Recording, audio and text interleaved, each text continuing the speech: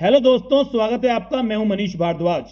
दोस्तों, इस वीडियो में अमृता विद्यालय स्कूल का यूनिट टेस्ट 11th क्लास का सॉल्व करेंगे। तो आइए वीडियो की शुरुआत करते हैं। तो ये देखिए, ये पेपर हमारे सामने है और अमृता विद्यालय स्कूल है, यूनिट टेस्ट हुआ था। सेकंड यूनिट टेस्ट है ये, और सब्जेक्ट इकोनॉमिक्स लिखा हुआ है। 30 नंबर का ये पेपर है और 1 घंटे का ये पेपर। इसमें बड़ा ही खतरनाक सा क्वेश्चन दिया है, नामी लैंड वाला क्वेश्चन। नामी लैंड वाला क्वेश्चन दिया, वो अभी हम करेंगे। बहुत ही खतरनाक क्वेश्चन है, उसको सॉल्व करेंगे। तो पहले 1 बाय 1 चलते हैं हम लोग।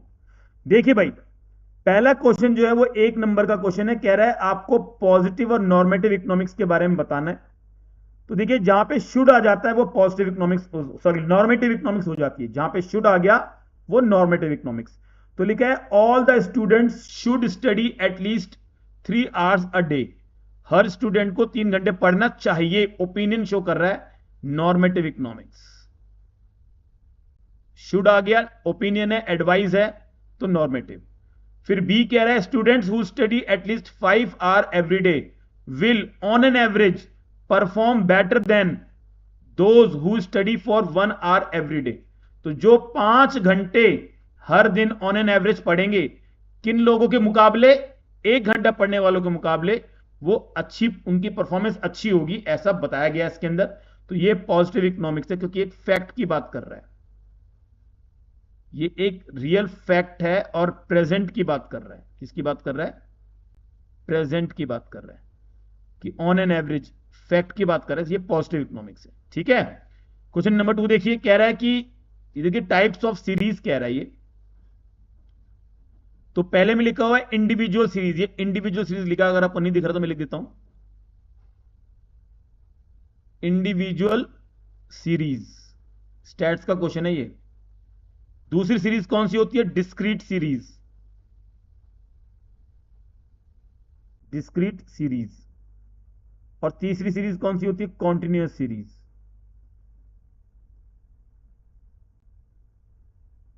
कॉन्टिन्यूअस सीरीज, ठीक है जी। चलिए आगे चलते हैं। क्वेश्चन 3 कह रहा है, स्टेटमेंट बेस्ड क्वेश्चन है। कह रहा है use of better technology is the only way that will lead to rightward shift of PPC. गलत कह रहा है बेटा, ओनली वे तो नहीं है, ओनली वे नहीं है। बेटर टेक्नोलॉजी ओनली वे नहीं है, इसके साथ साथ इंक्रीज इन रिसोर्सेज भी होता है। इंक्रीज इन रिसोर्सेज भी होता है। तो ये गलत कह रहा है कि ओनली वे, ओनली वे गलत कह रहा है।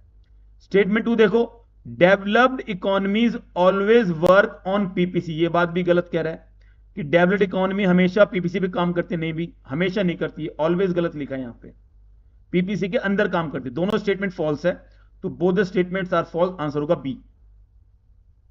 बी आंसर होगा, both the statements are false. चलिए आगे चलते हैं। क्वेश्चन 4 कह रहा है the row heading in a table are known as. जो रो की जो हेडिंग है टेबल में, उसे क्या बोलते हैं? उसको स्टब्स बोलते हैं, स्टब्स बोलते हैं उसको, ठीक है। ओके, आगे चलते। देखो बेटा, क्वेश्चन 5 कह रहा है डिफेंड और रिफ्यूट। डिफेंड और रिफ्यूट, या तो आप सहमत हो, डिफेंड मतलब आप एग्री हो, रिफ्यूट का मतलब आप डिसएग्री हो। दो बात कर रहा है, एग्री हो या फिर डिसएग्री हो, और उसको वैलिड रीजन भी बताना है आपको। कह रहा है एन इकोनॉमी में operate inside the PPC even if there is full employment of resources. ये बात गलत कह रहा है बेटा। तो गलत कह रहा है तो हम इसको रिफ्यूट करते हैं, क्योंकि अगर फुल यूटिलाइजेशन होगा, फुल एम्प्लॉयमेंट ऑफ रिसोर्सेज होगा, तो वो ऑन पीपीसी ऑपरेट करेगा, on PPC, on PPC operate करेगा, ना कि इनसाइड पीपीसी। यहां इनसाइड लिखा है, गलत लिखा है। अगर फुल एम्प्लॉयमेंट है तो ऑन पीपीसी करेगा, नॉट इनसाइड, ठीक है जी। अब देखिए दूसरा क्वेश्चन है, problem of resources allocation. Resource allocation would not arise if resources do not have alternate use. ये बात सही कह रहा है, तो इसको हम डिफेंड करते हैं। ये बिल्कुल सही कह रहा है, इसको हम डिफेंड करते हैं। क्यों डिफेंड करते हैं? क्योंकि प्रॉब्लम ऑफ एलोकेशन जो आई है वो रिसोर्सेज के अल्टरनेटिव यूज की वजह से आई है। अगर अल्टरनेट यूज नहीं होते तो कोई प्रॉब्लम भी नहीं होती।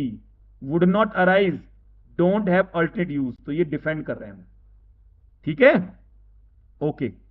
चलिए, क्वेश्चन नंबर 6 हम नहीं कर रहे हैं क्योंकि ये टाइप्स ऑफ सीरीज का है, इसको हम नहीं कर रहे हैं। हालांकि अगर आप करना चाहें तो देखिए कितना सिंपल है, मोर देन यानी कि more than 10, more than 10, more than 20, more than 30, convert करना है, बस सिर्फ कन्वर्ट करना है। More than 40, more than 50, more than 60, more than 70, और इन सबको ऐड करके यहां लिखोगे, फिर 10 माइनस करते हुए चलोगे, तो ये आपका एफ आ जाएगा। ये सी एफ गिवन है आपको, सॉरी सी एफ आ जाएगा आपका, ये एफ गिवन है। सबको ऐड करके यहां करोगे, फिर 10 माइनस करोगे, 15 माइनस करोगे, 18 माइनस करोगे, ऐसे हो जाएगा। ठीक है जी, चलिए आगे चलते हैं। कोई दिक्कत हो तो आप मुझे कमेंट बॉक्स में पूछ लेना। कह रहा है क्वेश्चन नंबर 7 कह रहा है highlight the twin properties of PPC curve. Twin देखिए घुमा दिया, टू, ट्विन मतलब दो, दो प्रॉपर्टी बतानी है, तो दो ही प्रॉपर्टी तो होती है इसकी। एक होती है PPC is downward sloping, downward sloping, PPC downward sloping होता है। और एक PPC is concave to origin, PPC is concave, concave shape का होता है, कॉनकेव शेप। ठीक है जी, चलिए जी, तो ये दोनों को थोड़ा थोड़ा आप एक्सप्लेन कर देना। एमओसी से लिंक बनेगा क्योंकि एमओसी इसमें इंक्रीजिंग होती है, एमओसी इंक्रीजिंग होती है, इसमें सेक्रीफाइस करना पड़ता है तभी गेन होता है। तो 4 नंबर का क्वेश्चन है, तो 2 पॉइंट को थोड़ा थोड़ा एक्सप्लेन कर दोगे, आंसर बन जाएगा। चलिए आगे चलते हैं। क्वेश्चन नंबर 8 देखिए, ये आपको पिक्चर दे दी गई है, ये देखिए, identify and give meaning of the type of classification use in following picture of newspaper. अब देखिए कह रहा है टोटल रीडरशिप जो है वो थाउजेंड्स में बता रहा है इन्होंने, total readership in thousands. Times of India, the Hindu, the economic times, Mumbai mirror, ये अखबार के नाम दिए बेटा, और ये अखबार के नाम दिए, ये 2017, 2019, और इनकी ग्रोथ रेट बताई गई है कि इन्होंने कितना ग्रो किया है, इन अखबारों में कितना ग्रो किया। तो सबसे ऊपर आपका टाइम्स ऑफ इंडिया, ठीक है ये। तो ये पूरा जो डेटा दिया है ये आपको नंबर में दिया हुआ है, पूरा डेटा नंबर में दिया, और उसके ऊपर भी लिखा हुआ है टोटल रीडरशिप इन थाउजेंड्स। तो क्योंकि ये नंबर में दिया हुआ है तो आपको एक क्लासिफिकेशन कौन सा हुआ, quantitative, quantitative classification, quantitative classification है। इसको न्यूमेरिक क्लासिफिकेशन भी बोलते हैं, न्यूमेरिक क्लासिफिकेशन।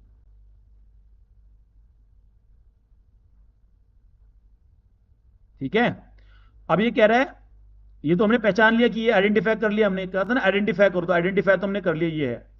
अब वो ये कह रहा है कि जो अदर टाइप्स जो होते हैं, अदर टाइप्स होते हैं उनको बताओ। तो जो अदर टाइप्स हैं उनको बताते हैं, अदर टाइप कौन कौन से होते हैं। पहला होता है जियोग्राफिकल, जियोग्राफिकल जो ज्योग्राफी के बेस पर होता है, इसको स्पेशल भी बोलते हैं, SPATIAL, ये लोकेशन के बेस पे होता है। ठीक है, दूसरा होता है आपका क्रोनोलॉजिकल, क्रोनोलॉजिकल ये टाइम के बेस पर होता है, इसलिए इसको टेम्पोरल भी बोलते हैं।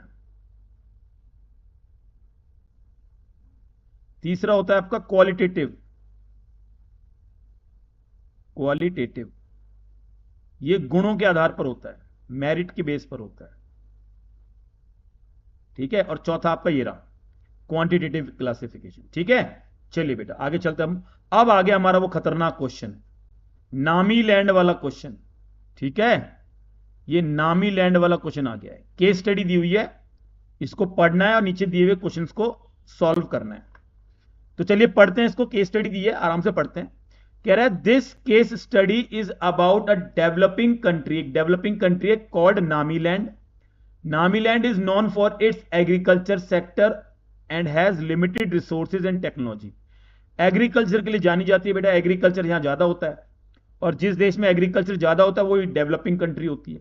रिसोर्सेज लिमिटेड है इसके, टेक्नोलॉजी भी लिमिटेड है।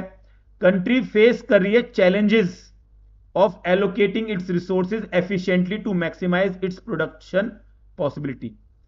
वो प्रॉब्लम फेस कर रही है, लिखा भी है साफ साफ, ये प्रॉब्लम फेस कर रही है, स्केर्सिटी की प्रॉब्लम है इनके यहां, और ये अपने रिसोर्सेज को मैक्सिमाइज, मतलब प्रोडक्शन को मैक्सिमाइज कराना चाहती है, इसलिए रिसोर्सेज को एफिशिएंटली यूज करेगी. Namiland has two main industry, दो मेन इंडस्ट्री इनकी, एग्रीकल्चर और मैन्युफैक्चरिंग. यानी कि सर्विस सेक्टर नहीं है यहां पे, एग्रीकल्चर और मैन्युफैक्चरिंग है. कंट्री के पास लिमिटेड वर्क फोर्स है, 10,000 लोग यहां काम करते हैं. गवर्नमेंट का जो एम है वो है मैक्सिमाइज करना अपने प्रोडक्शन ऑफ एग्रीकल्चर को और मैन्युफैक्चरिंग प्रोडक्ट को, ताकि जो वहां के जो सिटीजन हैं उनकी लिविंग स्टैंडर्ड को इंप्रूव किया जा सके. ये आपको पीपीसी दिया हुआ है नामी लैंड का, ये पीपीसी दिया हुआ है.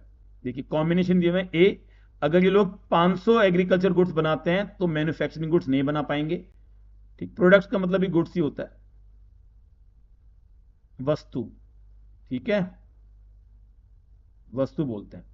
400 तो ये 50, 300 तो ये 80, 200 तो ये 100, 100 तो ये 120, 0 तो ये 140. ठीक है, ये इनके कॉम्बिनेशन है, ये कॉम्बिनेशन इनको मिल सकते हैं. चलिए अब बात करते हैं क्वेश्चंस की. क्वेश्चन कह रहा है, देखिए क्वेश्चन क्या कह रहा है. क्वेश्चन कह रहा है what is the opportunity cost of moving from point A to point B. Point A से पॉइंट बी में आने में क्या अपॉर्चुनिटी कॉस्ट थी नामी लैंड की. तो देखो अपॉर्चुनिटी कॉस्ट होती क्या है, सेक्रीफाइस वाली कॉस्ट होती है, सेक्रीफाइस वाली कॉस्ट होती है. ठीक है, तो देखो ए से बी पे आए तो देखो हमने यहां 500 से 400 पे आए हैं, तो हमने 100 यूनिट सेक्रीफाइस किए और गेन किए हमने 50 यूनिट, 50 यूनिट हमने गेन किए. तो जो सेक्रीफाइस करें हमने वो अपॉर्चुनिटी कॉस्ट है, तो इसका आंसर हो जाएगा 100 यूनिट्स. सेक्रीफाइस वाले को बोलते हैं अपॉर्चुनिटी कॉस्ट. चलिए जी, कह रहा है explain the concept of scarcity in Namiland and how it is reflected in the production possibility curve. तो देखो स्केर्सिटी का कॉन्सेप्ट नामी लैंड में बहुत साफ साफ यहां इसमें लिखा हुआ है कि Namiland is known for agriculture sector allocating, ये लिखा देखो, countries facing the challenges of allocating its resources efficiently to maximise its production possibility. तो साफ साफ लिखा हुआ है कि स्केर्सिटी है यहां पे. स्केर्सिटी का मतलब यह है कि रिसोर्सेज की कमी, डिमांड ज्यादा है, डिमांड ज्यादा है और रिसोर्सेज यानी कि सप्लाई कम है. ये हो गया आपका स्केर्सिटी वाला. अब कैसे रिफ्लेक्ट हो रहा है, तो यहां साफ साफ रिफ्लेक्ट हो ही रहा है कि आपको सेक्रीफाइस करना पड़ रहा है गेन करने के लिए. देखो सेक्रीफाइस करना पड़ रहा है आपको गेन करने के लिए, दोनों चीजें नहीं मिल रही आपको, सेक्रीफाइस तो करना ही पड़ेगा गेन करने के लिए. तो सेक्रीफाइस करना पड़ रहा है 100 यूनिट हर बार, और गेन हो गया आपको कम. 50 गेन हुआ, फिर गेन हुआ 30, फिर गेन हुआ 20, फिर गेन हुआ 20, फिर गेन हुआ 20. तो गेन कम हो गया आपका, गेन कम हो गया और सेक्रीफाइस आपका ज्यादा हो गया. इससे साफ साफ दिखता है कि स्केर्सिटी फील हो रहा है यहां पे. ठीक है, अब देखो सी पॉइंट कर रहे हैं, कह रहा है identify the points on the production possibility curve for Namiland that represent efficient production level, explain why these points are considered efficient. भाई जो point A B C D के पॉइंट हैं, A B C D E और F, ये जो सारे point है, सारे पॉइंट प्रोडक्शन पॉसिबिलिटी कर्व को रिप्रेजेंट करते हैं, सारे पॉइंट करते हैं, क्योंकि यही तो उसका पीपीसी है, इससे ज्यादा तो वो कर ही नहीं सकते प्रोडक्शन. ठीक है, क्योंकि ये पॉइंट मैक्सिमम प्रोडक्शन को दिखाते हैं. किसको दिखाते हैं, maximum production,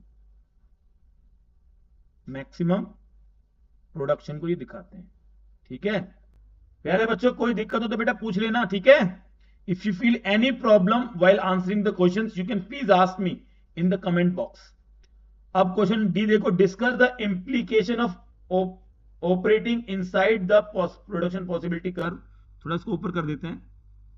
in Namiland what does it suggest about the resource utilisation. अगर इनसाइड प्रोडक्शन हो रहा है, देखो यहां बनाता हूं मैं पीपीसी, ये नामी लैंड का पीपीसी बना रहा हूं मैं, ये नामी लैंड का पीपीसी है, और अंदर प्रोडक्शन हो रहा है, यानी कि एफ तक तो ये है ही, एफ जी, जी पॉइंट पर प्रोडक्शन हो रहा है. इसका मतलब ये अंडर यूटिलाइजेशन है रिसोर्सेस का, अंडर यूटिलाइजेशन ऑफ रिसोर्सेज। ये सजेस्ट कर रहा है कि रिसोर्सेज का पूरा इस्तेमाल नहीं हो रहा, रिसोर्सेज को आप जो है वो वेस्ट कर रहे हो, इससे ये जाहिर होता है। ठीक है, तो मेरे प्यारे दोस्तों ये हमने कर लिया है आपका नामी लैंड वाला क्वेश्चन, और ये पूरा पेपर हमने सॉल्व कर लिया। ये जो है वो स्टैट्स का क्वेश्चन ये हम नहीं कर रहे हैं। ठीक है, तो यहीं तक हम इसको करेंगे। तो दोस्तों अगर आपको ये वीडियो पसंद आई हो तो प्लीज वीडियो को लाइक कर देना, चैनल पे नए हैं तो सब्सक्राइब कर लेना, और अगर आपके किसी दोस्त को या रिश्तेदार को ये वीडियो काम आ सकती है तो उसको सेंड कर देना। ठीक है जी, थैंक यू सो मच, नमस्ते।